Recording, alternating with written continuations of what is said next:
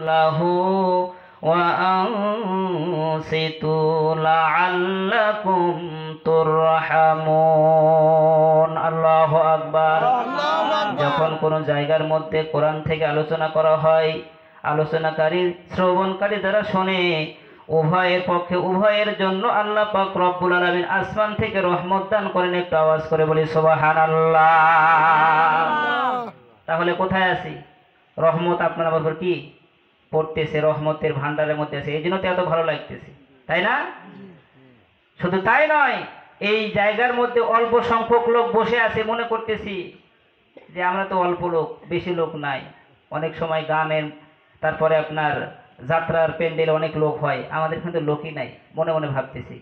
কিন্তু যাত্রা প্যান্ডেলে, গানের আসরে অনেক প্রশাসন তাদেরকে কি দেয়, তাদেরকে প্রোডাকশন দেওয়ার পর তাদের কি সুবিধা তারা পায় না। কিন্তু এখানে কোনো প্রোডাকশন লাগতেছে? কথা বলেন, লাগতেছে? কিন্তু এখানে প্রোডাকশন দিতেছেন কে জানেন? আল্লাহ পাক রব্বুল আলামিন আসমানি ফেরেশতাদেরকে দিয়ে এই চারিদিকটাকে এমন ভাবে বেষ্টন করে রেখেছেন, এবং এই ফেরেশতারা আপনাদের জন্য দোয়া করতেছেন। একটু আওয়াজ করে বলি সুবহানাল্লাহ। স্বয়ং আসমানি ফেরেশতা কি করতেছেন? দোয়া করতেছেন আপনার জন্য, আর আপনাকে চারিদিক থেকে বেষ্টন করে রাখতেছেন। যেখানে ফেরেশতারা আপনাকে আমাকে বেষ্টন করে রেখেছেন, সেখানে আর কিছু লাগে ভাই? কথা বলেন, লাগে? কথা বলেন, লাগে না।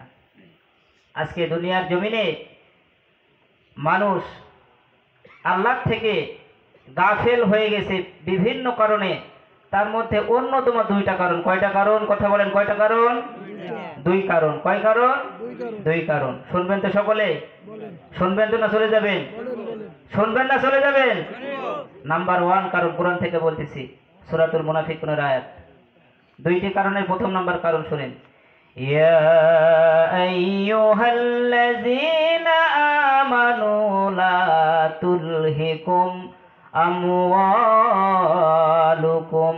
ওয়ালা আওলাদুকুম আন যিকরিল্লাহ ওয়া মান ইয়াফআল যালিকা ফাউলাইকা হুমুল খাসিরুন। আল্লাহু আকবার। এখানে আল্লাহ পাক রব্বুল আলামিন কি বলতেছেন দেখেন। ইয়া আইয়ুহাল্লাযীনা আমানু, কাকে ডাকতেছেন? কাকে? ঈমানদারদেরকে। কাকে ডাকতেছেন ভাই? ঈমানদারকে। আল্লাহ পাক রব্বুল আলামিন ডাক দেন যখন, কয়েকটা ভাগে ডাক দেন। অনেক সময় রব্বুল আলামিন ইহুদি নাসারা খ্রিস্টানদেরকে ডাক দিয়েছেন, বলেছেন ইয়া আহলাল কিতাব, ইয়া আইয়ুহাল্লাযীনা, ইহুদির কথা বলেছেন, নাসারার কথা বলেছেন।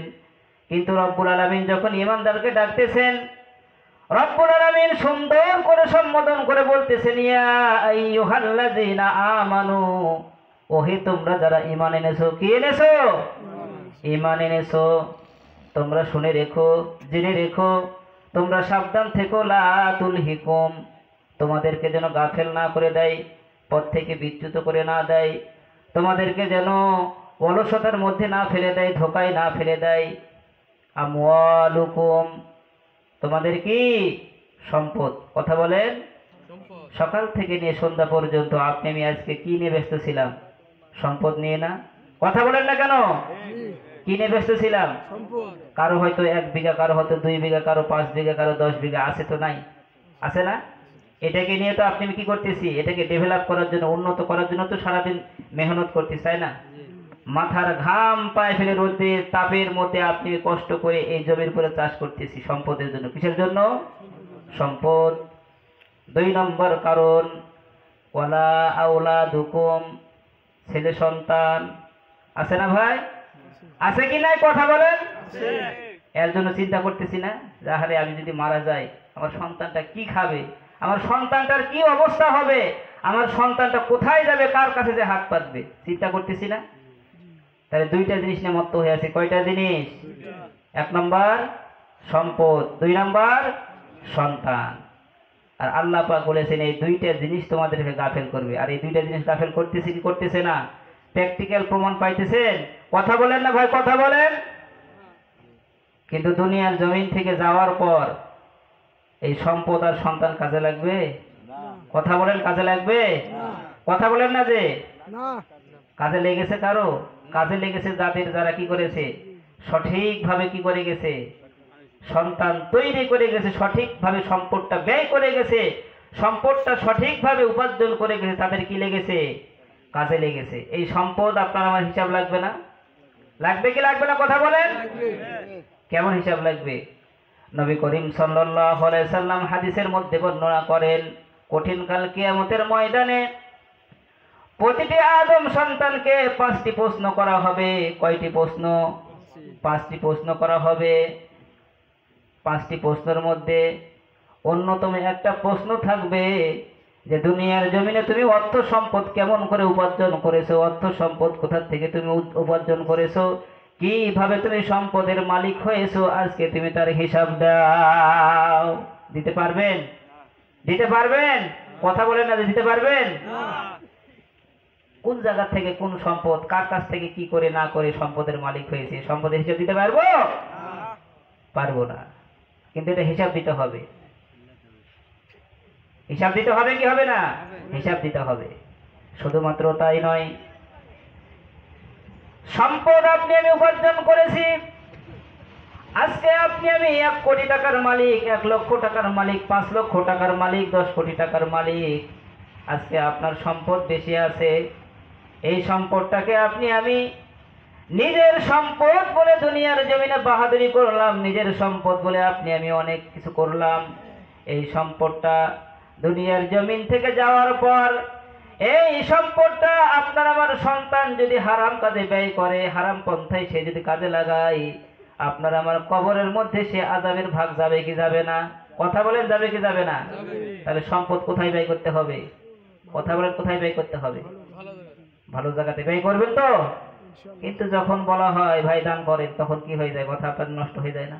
আরে আমার টাকা, আমার পয়সা, আমার সব, আমি কেন দান করব?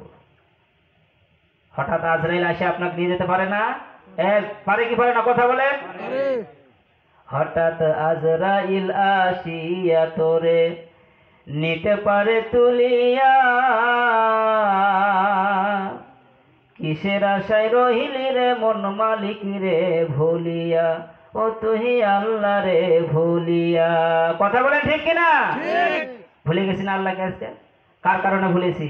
1 নম্বর সম্পদ। মনে রাখবেন ভাই, ভালো করে মনে রাখবেন। কথা বলেন, 1 নম্বর সম্পদ, 2 নম্বর সন্তান।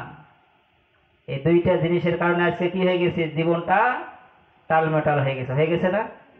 কারণ সকাল থেকে নিয়ে সন্ধ্যা পর্যন্ত এই 25, 30, 40 বছর জীবনের মধ্যে চিন্তাই খালি যে সম্পদ কিভাবে হবে, টাকা কিভাবে হবে, এটাই না চিন্তা? না সকলে? আর একটা চিন্তা যে সন্তানটা কিভাবে কি ডাক্তার বানাবো, ইঞ্জিনিয়ার বানাবো, প্রফেসর বানাবো, প্রভাষক বানাবো, এটাই আপনার আমার চিন্তা। এই চিন্তা 2টাই আপনাকে কি করেছে? নামাজ পড়তে দেয় না, রোজা করতে দেয় না, হজের টাকা হয়ে গেছে হজ করতে যেতে দেয় না, তাই কি না? এই 2টা জিনিস। এই জন্য আল্লাহ পাক রব্বুল আলামিন বলেছেন, ইন্নামা আমওয়ালুকুম ওয়া আওলাদুকুম ফিতনা। কি বলেছেন? ইন্নামা আমওয়ালুকুম ওয়া আওলাদুকুম ফিতনা। পৃথিবীর জমিনে 2টা জিনিস সবচাইতে বড় ভয়ানক, সবচাইতে বড় ফিতনা। 1 নম্বর হচ্ছে সম্পদ, 2 নম্বর হচ্ছে সন্তান। কথা বলেন ঠিক কিনা? এই 2টা জিনিস আপনাকে কি করবে? গাফেল করে দিবে। এই কথাই রব্বুল আলামিন বলেছেন, ইয়া আইয়ুহাল্লাযীনা আমানু লা তুলহিকুম আমওয়ালুকুম ওয়ালা আওলাদুকুম আন যিকরিল্লাহ ওয়া মান ইয়াফআল যালিকা ফাউলাইকা হুমুল খাসিরুন।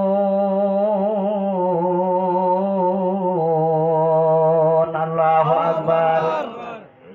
ঈমানদার তোমরা যারা ঈমান এনেছো, তোমার সম্পদ, তোমার সন্তান যেন আমার থেকে তোমাদেরকে গাফেল না করে দেয়, উদাসীন করে না দেয়।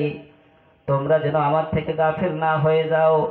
আর সম্পদ এবং সন্তানের জন্য তোমরা যদি গাফেল হয়ে যাও, আমি আল্লাহ পাক রব্বুল আলামিনকে ভুলে যাও, ওয়া মান ইয়াফআল যালিকা ফাউলাইকা হুমুল খাসিরুন, জেনে রাখো দুনিয়ার জমিনে তো সবচাইতে তোমরাই হবে বড় ক্ষতিগ্রস্ত। কথা বলেন ঠিক কি না? তাহলে আপনি আমি ক্ষতির মধ্যে আছি না লাভের মধ্যে আছি? কোথায় আছি? এর থেকে বের হতে পারবে না? বের হতে হবে না? বের হতে হবে কি হবে না? মাশাআল্লাহ।